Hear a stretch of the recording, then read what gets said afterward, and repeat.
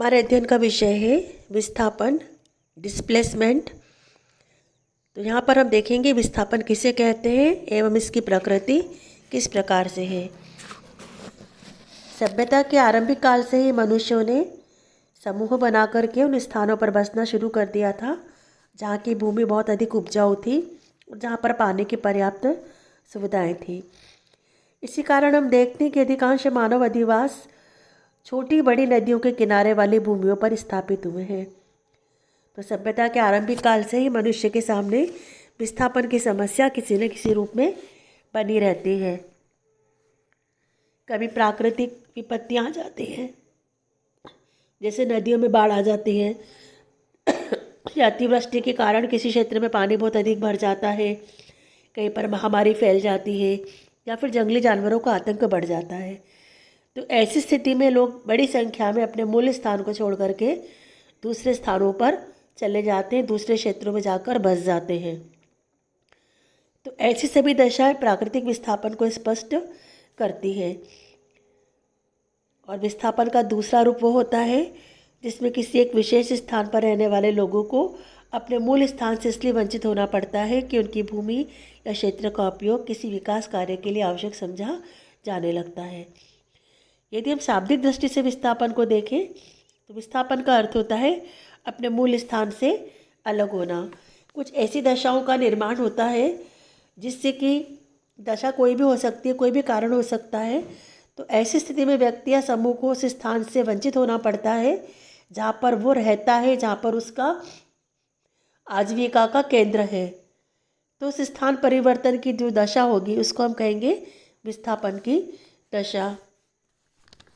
तो इस प्रकार कुछ परिभाषाएं हैं विस्थापन की और हम आगे देखते हैं कि जैसे ऑक्सफोर्ड डिक्शनरी है, ऑक्सफोर्ड डिक्शनरी में बताया गया है कि जो विस्थापन की स्थिति है कुछ विशेष परिस्थितियों में स्थान परिवर्तन की प्रक्रिया के फलस्वरूप होती है, जिसके अंतर्गत कुछ व्यक्ति या समूह या समुदाय अपनी अनिच्छा से पहले के स्थायी निवास स्थान अथवा क्षेत्र को छोड़कर के किसी दूसरे स्थान में बसने के लिए बाध्य हो जाते हैं।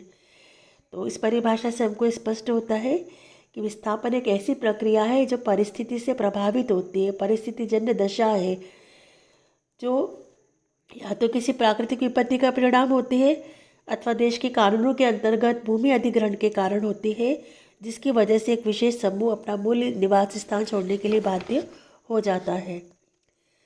इसी प्रकार एक गांधी जी की जो शिष्या है सरला बहन, उन्होंने एक पुस्तक लिखी संरक्षण या विनाश, और उन्होंने विस्थापन के बारे में ऐसा बताया है कि विस्थापन अनियोजित विकास का परिणाम है। कैसा अनियोजित विकास? जो कि एक बड़ी संख्या में व्यक्तियों को उसके जो सामुदायिक जीवन है उससे अलग कर देता है, ऐसे जीवन से पृथक कर देता है जो उसको सामाजिक और आर्थिक पहचान देते हैं। तो इस प्रकार समाज से अलग थलग करने की प्रक्रिया है विस्थापन की प्रक्रिया। और व्यवहारिक दृष्टि से हम देखें तो परिभाषा बहुत ही अपने आप में विस्तृत है, क्योंकि परंपरागत रूप से अधिकांश लोगों का जीवन एक ऐसी सामाजिक परिस्थिति से संबंधित होता है जिसके अंतर्गत वह कुछ ऐसे संबंधों की स्थापना करता है जिसे व्यक्ति अपने मूल निवास स्थान से विस्थापित होकर के किसी दूसरे स्थान पर रहने के लिए बाध्य होता है। और उसके सामने आती समायोजन की अनेक समस्याएं, जैसे कि उसको व्यक्तिगत और पारिवारिक विघटन का सामना करना पड़ता है।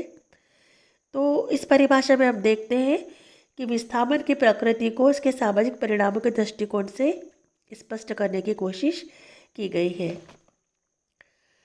तो स्पष्ट है कि विस्थापन का संबंध एक बाध्यतामूलक स्थान परिवर्तन से है, जिसमें व्यक्तियों को अपनी परंपरागत निवास, बस्ती, गांव या क्षेत्र से बाहर जाकर रहने के लिए बाध्य होना पड़ता है। यदि हम विस्थापन की प्रकृति को देखें तो विस्थापन की प्रकृति में सबसे इम्पॉर्टेंट चीज़ है कि ये बाध्यताकारी होती है, अपनी इच्छा से नहीं होती। और जब इच्छा से अगर हम स्थान परिवर्तन करेंगे तो हम उसको कहेंगे प्रवास, उसको विस्थापन नहीं कहेंगे। तो विस्थापन की बाध्यता का कारण होता है जैसे प्राकृतिक विपत्तियाँ या फिर युद्ध की दशाएं, या फिर कई बार गांव की भूमि बंजर भूमि में बदल जाती है, अथवा विकास से संबंधित कोई आवश्यकता हो सकती है। लेकिन आंतरिक रूप से अगर हम देखें तो व्यक्ति अपनी इच्छा से कभी भी विस्थापित होना पसंद नहीं करता। ये एक बाध्यताकारी दशा मानी जाती है, अनिच्छा से होती है। फिर हम विस्थापन की प्रकृति को इस प्रकार भी बता सकते हैं कि विस्थापन की जो प्रक्रिया होती है वो सार्वभौमिक होती है। मतलब विस्थापन केवल ग्रामीण जीवन और विकासशील देशों की समस्या ही नहीं है, बल्कि संसार के सभी देशों में, विकसित देशों में भी सामान्य स्तर पर या बृहद स्तर पर स्थायी या अस्थायी विस्थापन की दशाएं उत्पन्न होती है। तो विभिन्न समाजों में जो विस्थापन की प्रकृति की भिन्नता है वो इसलिए अलग अलग होती है क्योंकि हर समाज की परिस्थितियां भी भिन्न भिन्न होती है। इसके अलावा आप बता सकते हो कि विस्थापन एक ऐसी दशा है जिससे प्रभावित व्यक्ति या समूह की सामाजिक आर्थिक जीवन बहुत अधिक प्रभावित होते हैं। और आर्थिक क्षेत्र में हम देखें तो लोगों के पास रोजी रोटी का समस्या पैदा हो जाती है। और सामाजिक क्षेत्र में हम देखें तो एक बड़ी संख्या में विस्थापित लोगों को नए लोगों के साथ समायोजन करना पड़ता है। एक नई संस्कृति उनको सामने आ जाती है, उनकी अपनी पृथक पहचान विलीन होने लग जाती है और उनको सामंजस्य करना मुश्किल होता है। तो विस्थापन एक तरह से हम कह सकते हैं कि सामाजिक जीवन में होने वाला एक अस्थायी निष्कासन है, और ऐसा निष्कासन जो व्यक्ति के जीवन में बाधा उत्पन्न करता है, उसकी सम्मानजनक जीने का जो तरीका होता है उसको कहीं ना कहीं प्रभावित करता है। इसी प्रकार से मनोवैज्ञानिक आधार पर एक विस्थापन को एक ऐसी प्रक्रिया मान सकते हैं जो लोगों को ये भावना, प्रभावित लोगों में भावना पैदा कर देती है कि वह